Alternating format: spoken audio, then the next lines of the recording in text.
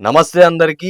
ఈరోజు మనం కృష్ణా జిల్లా అవనగడ్డ మండలం పాత ఎడ్లలంకలోని పరిస్థితిని మనం చూస్తా ఉన్నాం. గత 2-3 నెలలుగా కురుస్తున్న భారీ వర్షాల వల్ల వరద సంభవించడం, ఆ వరద నీటితో ఈ గ్రామం మునిగిపోయిన పరిస్థితులు మనం చూస్తా ఉన్నాం. ఈ గ్రామం అనేది చుట్టుపక్కల నీళ్లతో ఉండడం, 4 రేవుల మధ్యలో ఈ గ్రామం ఉండడం వల్ల వరద నీరు వచ్చినప్పుడు ఇళ్లలోకి నీళ్లు రావడం, నడిచే రోడ్లు మునిగిపోవడం,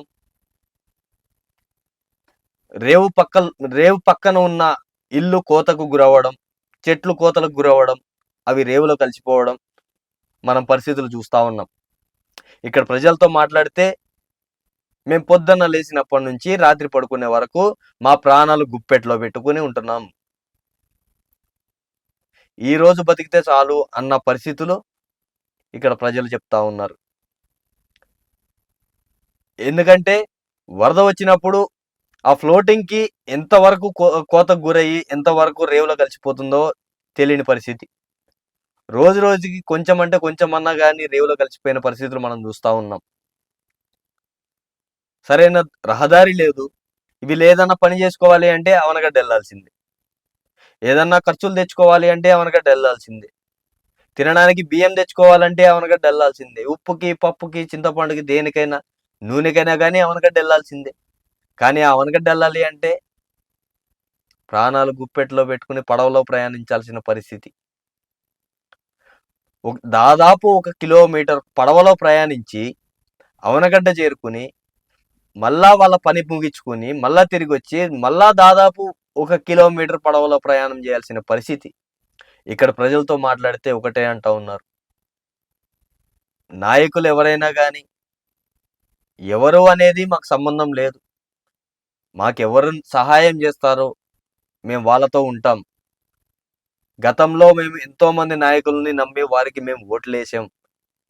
ఎలక్షన్స్ వచ్చినప్పుడు మా ఊర్లోకి వస్తారు, ప్రతి ఇంటికి వస్తారు, దండాలు పెడతారు. మీకు అది చేస్తాం, మీకు రోడ్లు వేస్తాం, మీకు బ్రిడ్జిలు వేస్తాం, ఈ రేవు చుట్టూ వాల్ కడతాం, నీరు అనేది మీ ఇళ్లలోకి రాకుండా రోడ్డు ఎక్కకుండా మేము చూసుకుంటాం అన్న హామీలు ఇచ్చారు.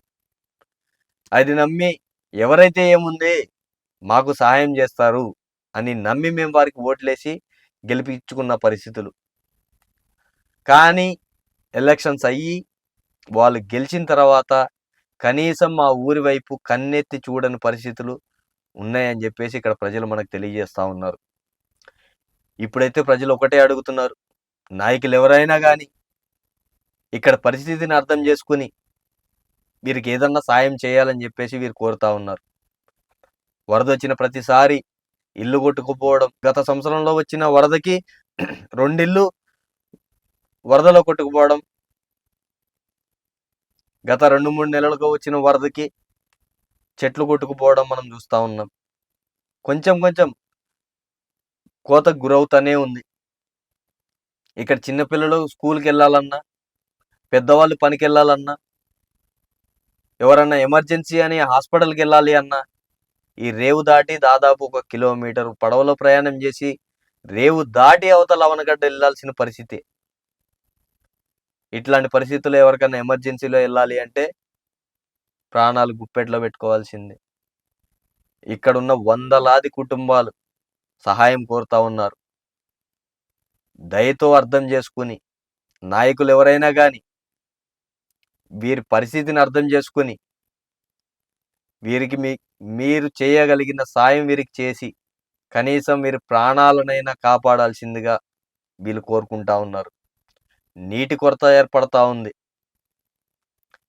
కరెంటు తీసేస్తారు, చీకట్లో ఉండాలి. చిన్నపిల్లలు ఉంటారు, పశువులు ఉంటాయి, గర్భిణీ స్త్రీలు ఉంటారు, వృద్ధులు ఉంటారు. చీకట్లో ఉండాల్సిన పరిస్థితి. తినడానికి తిండికి కూడా ఇబ్బంది పడుతున్న పరిస్థితులు మనం చూస్తా ఉన్నాం. నాయకులు ఎవరైనా కానీ దయచేసి వీళ్ళ పరిస్థితిని అర్థం చేసుకుని మీరు ఒక అడుగు ముందుకెచ్చి వీరికి సహాయం చేయాలని చెప్పి మేము కోరుతా ఉన్నాం.